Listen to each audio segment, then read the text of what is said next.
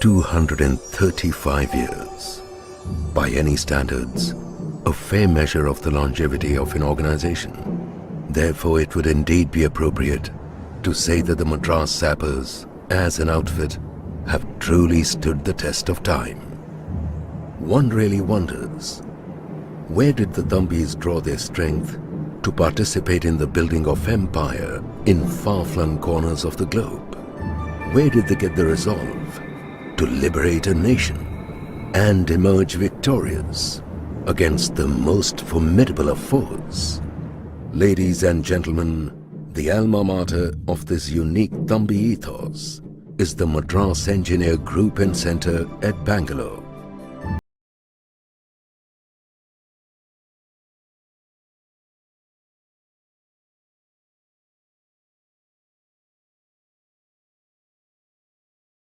How it all happened, one must take a journey through time. After the British surrender at Yorktown in 1781, some say, Lord Cornwallis left the American colonies in ignominy, determined to redeem his honor in the rolling plains of the Carnatic, the location where his lordship first pitched his tent at the head of his army during the Third Mysore War came to be known as the Assigned Tracts outside Bangalore. Today this area is home to the headquarters and centre of the Madras Engineer Group, a sprawling military complex that is located at the axis of Vasai Road and Miani Avenue, both roads named after victorious battles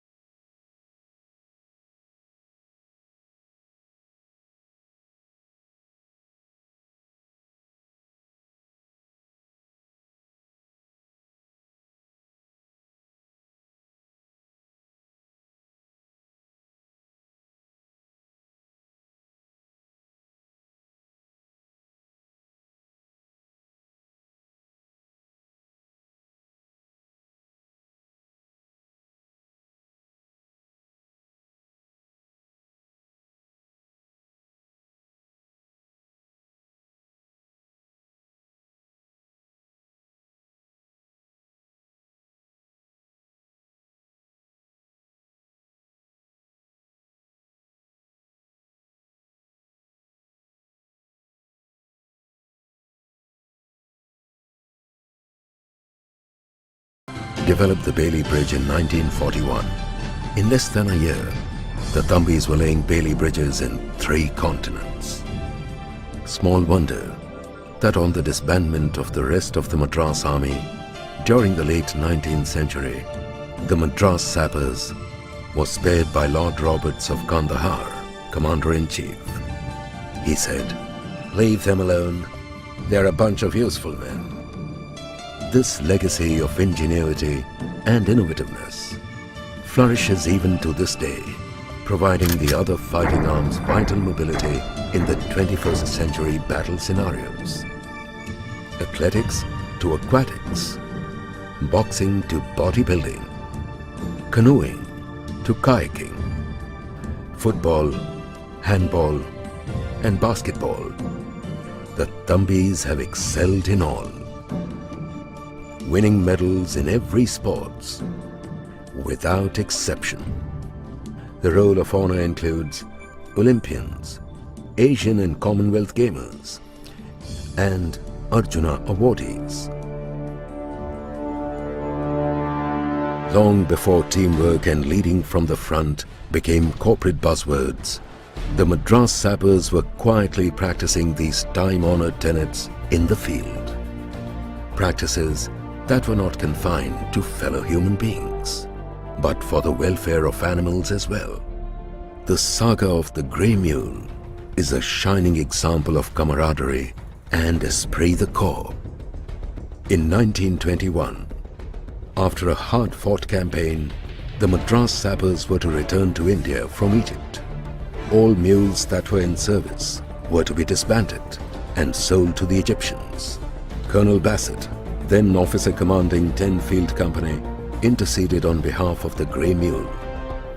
Special permission was obtained from the force commander, General and later Field Marshal Sir Philip Chetwood.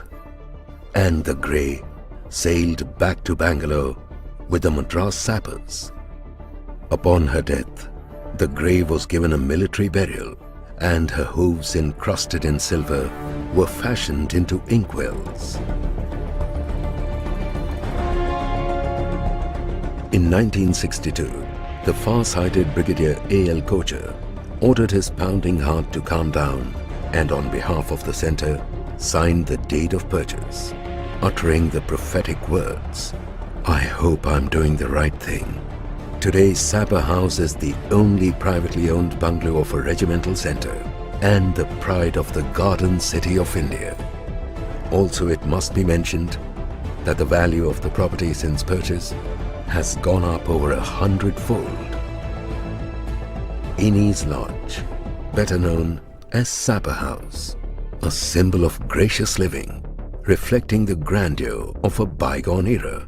Tiered terraced gardens, Arabica coffee, lychees during season, and a magnificent rain tree complete with its own treehouse. Vying for colors with Sapper House is the Officers' Mess with its magnificent flora, both indigenous and exotic. A treasure house of trees, ranging from the Indian sandalwood to the rare South American sandbox. An avenue of Java figs leading to the belle brought from the Boxer Rebellion. Verdant verandas with hunting trophies. A dining hall to complement the regimental silver. Recreational facilities in a setting that would do a prince proud. 235 years, uncommon valor and uncompromising spirit depicted across 3 continents, from Assai to Abyssinia, Jammu and Kashmir to Japan, and from Burma to Basanta. The Thambi ethos has left its unique and indelible impression on the sands of time. One that has the inherent ability to draw the strength, sustenance, and character from 2 centuries of achievements.